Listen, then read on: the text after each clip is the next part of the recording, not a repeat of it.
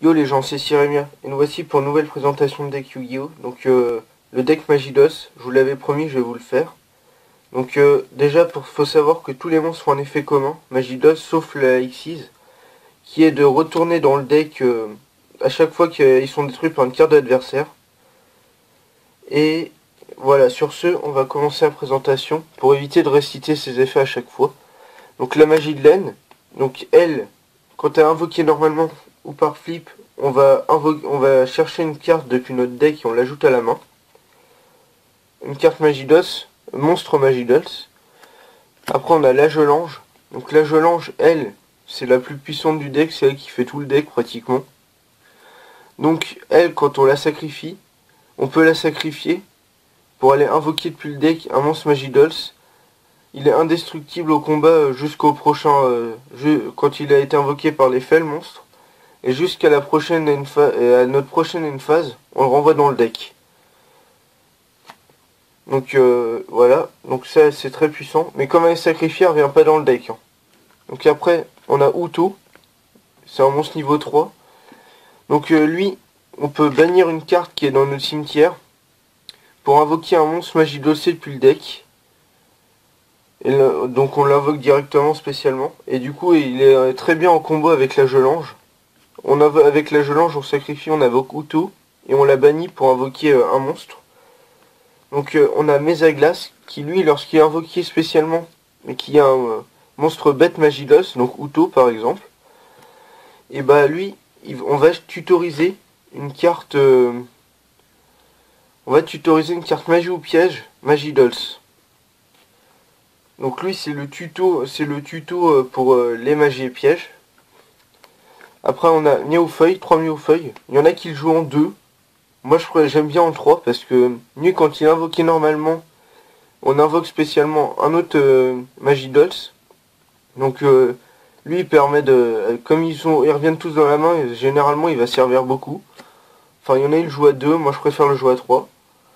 Donc je présente juste la base du deck et après on verra les tutos. Donc là il manque 6 monstres pour la version TG, 6 monstres pour la version main de feu, main de glace et 7 pour la version Fantoruse.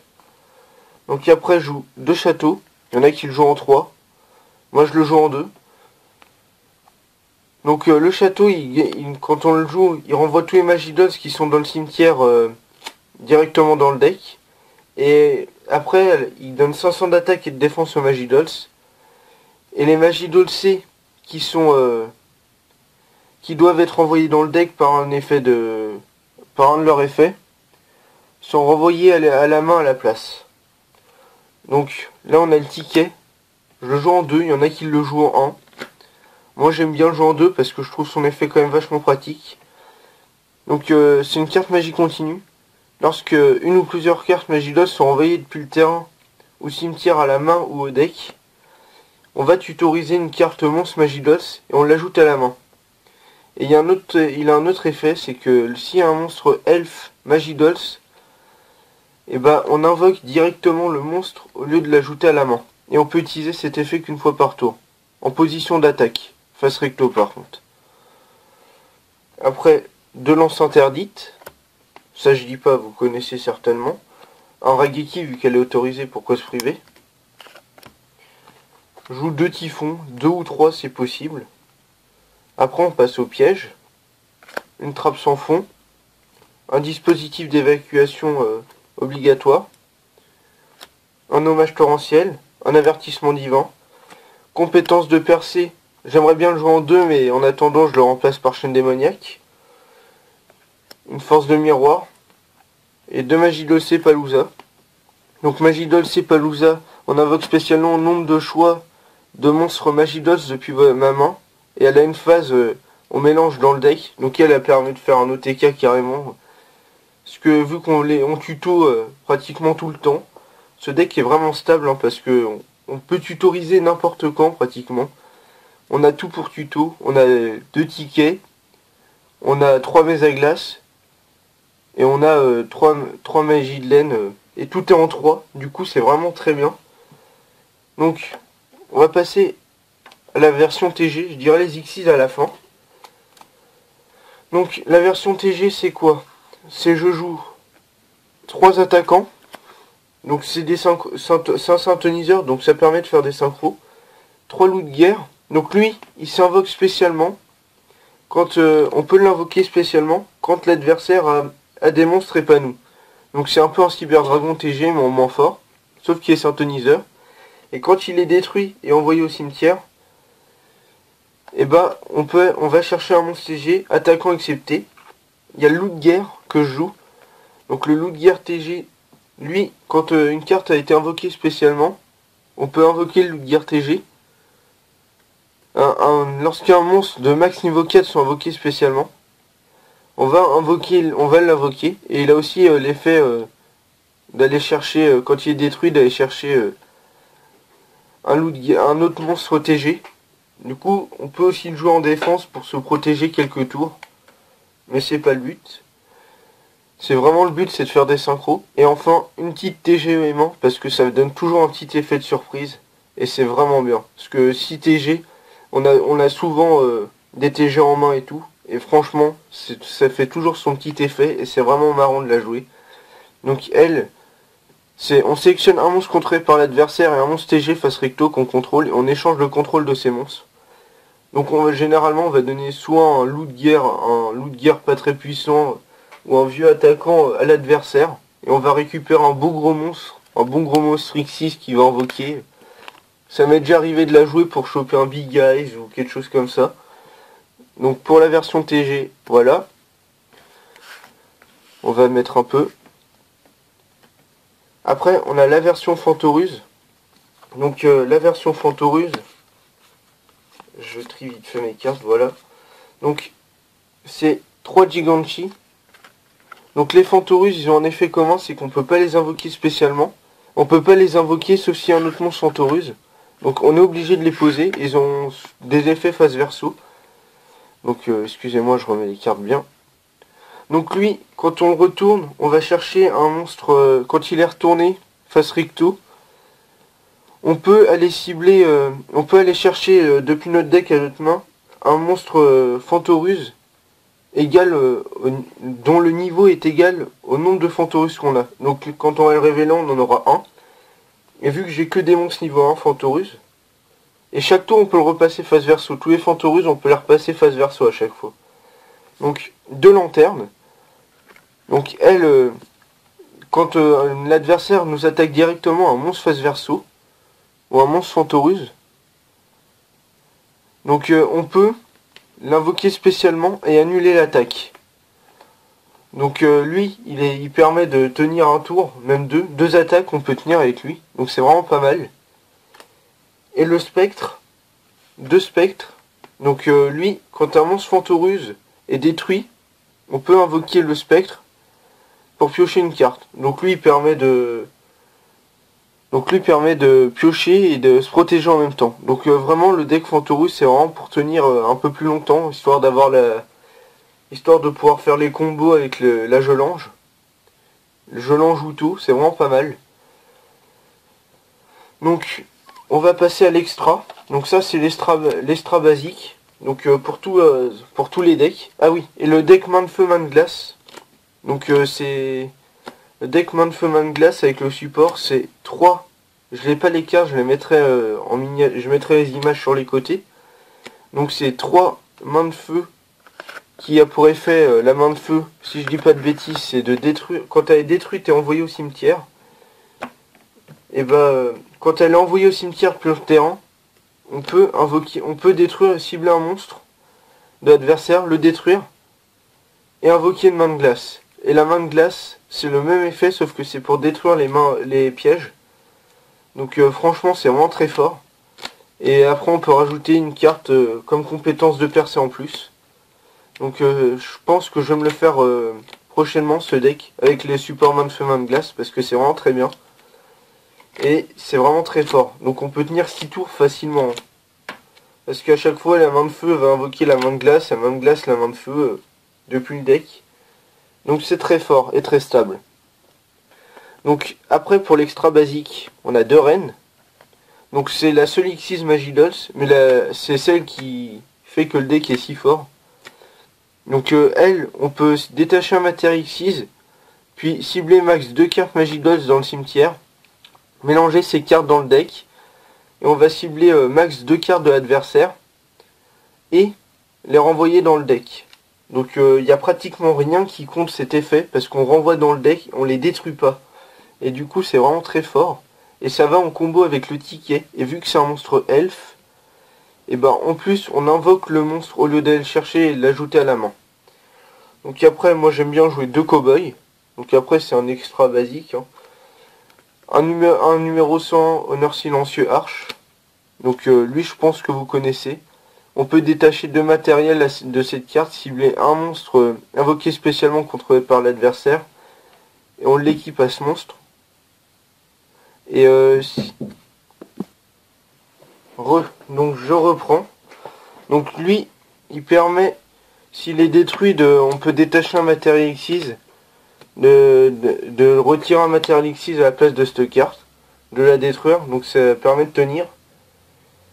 Donc après on passe au niveau 3. Donc Alucard Fantoruse. Donc lui, il joue dans toutes les versions parce que il est vraiment très bien. Donc si on peut cibler une carte posée de l'adversaire, cibler une carte posée contrôlée par l'adversaire et on détruit la cible. On peut utiliser cet effet qu'une fois par tour. Zen Menace, j'aime bien Zen Menace, des fois je le joue en 2 fois. Mais là en une, parce qu'il y a d'autres cartes. Donc si cette carte face recto sur le terrain va être détruite, vous pouvez détacher un matériel X6 de cette carte à la place. Et une fois par tour, à une phase, on détruit une carte. On cible une carte sur le terrain, on la détruit. Après, un sabre invocateur XM. Donc lui, c'est pour 2 monstres niveau 3. On va invoquer un monstre type guerrier terre niveau 4. Donc c'est exactement mes aglaces. Donc on peut invoquer mes aglaces. Du coup, ça fait un niveau 4 en plus qui permet d'accélérer l'arène. Et l'évière, qui lui, on détache un matériel. Et on invoque un monstre banni. Donc il marche avec Utu. Comme il bannit, on peut invoquer directement. Donc c'est vraiment bien. Donc là, voici pour l'extra de base. Donc là, c'est l'extra pour la version TG. Donc on a un Kalidor, un Gardien Goyo. Donc lui, je pense... Kalidor, lui, il détruit un monstre... tous les monstres qui sont pas ténèbres. Au début, quand il combat un monstre. Après, Gardien Goyo, quand il détruit un monstre, avec au-delà de ses 2008 d'attaque, il prend le contrôle du monstre. Enfin, on prend le contrôle du monstre en mode défense. Jusqu'à pour tout le temps, quand on a un monstre gratos. Le Lion Naturia, donc pour un synthoniseur terre et un synthoniseur un monstre non synthoniseur terre. On peut, ou plus. On peut, durant le tour de chaque joueur, on peut, lorsqu'une carte magie est activée, on peut envoyer les 2 cartes du dessus du deck au cimetière et annuler l'activation, et si on le fait, on détruit la carte. Après, on a Barkion Naturia, donc en Gold Ghost. Donc lui, c'est niveau 6, un synthoniseur terre et un monstre non synthoniseur terre non ou plus. Durant le tour de chaque joueur, lorsqu'une carte piège est activée, on peut bannir 2 cartes depuis votre cimetière. Donc on bannit 2 cartes, on a eu la piège, on la détruit. Un dragon poussière d'étoile, lui je le joue rarement. Hein. Et un Armades, je crois, je me souviens plus trop du nom. Armades, gardien des frontières. Donc un synthoniseur et un monstre synthoniseur, les 5. Si cette carte attaque ou est attaquée jusqu'à la fin de la dommage telle, votre adversaire ne peut ni activer d'effets de cartes. Votre adversaire ne peut ni activer de cartes ni d'effets. Voilà, j'ai réussi. Et pour les Fantorus, donc j'atteins pas, je crois que j'ai atteint 14 cartes, mais c'est pas grave. Parce que généralement on va pas jouer tout. Donc magicienne feignante. Elle, une fois par tour, lorsque cette carte va être détruite, elle peut pas être détruite au combat. Et durant le tour de chaque joueur, lorsqu'une carte ou un effet qui cible cette carte soit recto activé, on peut détacher un matériel X6 de cette carte et annuler l'activation. Et si on le fait, on détruit la carte. Après, on a un numéro 39 Racine Utopie, 2 monstres de niveau 1. Donc, lorsqu'un monstre d'un joueur déclare une attaque, vous pouvez détacher un matériel X6 de cette carte, annuler l'attaque. Et si on le fait, et si c'est un monstre X6, il va gagner x500 d'attaque pour chaque rang que le monstre Xyz avait. Donc il peut très vite grimper et c'est vraiment très bien. Gulahan Fantoruse. Donc cette carte gagne 200 pour chaque carte Fantoruse que vous contrôlez, une fois par tour. Dans le tour de chaque joueur, on peut cibler un monstre sur le terrain et jusqu'à une phase, on divise son attaque par 2. Et si cette carte est envoyée au cimetière, vous pouvez cibler une carte Fantoruse dans votre cimetière, on l'ajoute à la main. Un autre Zaimenes et un Cafard Colonichrome. Donc lui il empêche l'invocation des monstres minimum niveau 5 d'être invoqué spécialement. Donc lui il est pas mal. Il permet de contrôler un peu le terrain. Donc on passe au side. Donc c'est un petit side basique. Hein. Donc 2 miroirs absorbants de lumière. Là j'en ai perdu une, il faut que je la retrouve. 2 miroirs absorbants de ténèbres. Donc j'ai oublié d'expliquer pour lumière.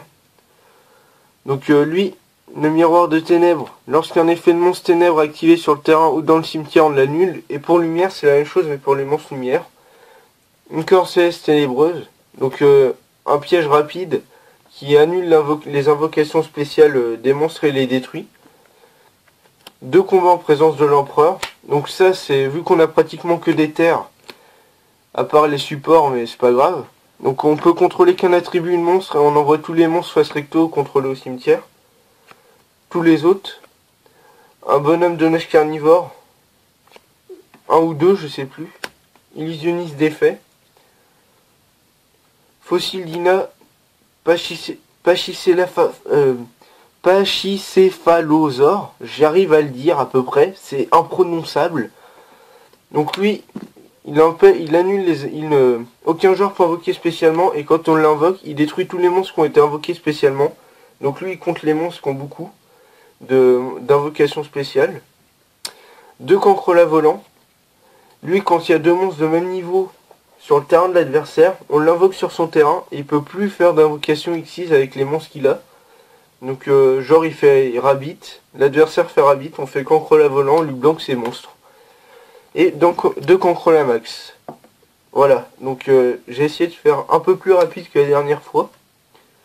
Donc je vais essayer de faire aussi une vidéo de présentation de deck toutes les 2 semaines. Je vais essayer, hein, mais normalement j'y arriverai. Donc prochaine fois, je pense que ça sera du poussiéron, parce que j'ai le deck poussiéron, je le trouve très fun. Bon, il n'est pas super compétitif, mais c'est dommage que personne ne le connaisse ce deck. Parce que franchement, il a un peu de potentiel. Bon, il n'a pas un potentiel de ouf, mais il est marrant à jouer. Donc j'espère que cette présentation vous aura plu. J'ai essayé de m'améliorer au niveau des effets, de faire plus court, et que ça soit plus présentable. Donc j'espère que ça vous plaît. Et dites-moi s'il y a des choses qu'il faut que je corrige. Et à la prochaine. Tchuss.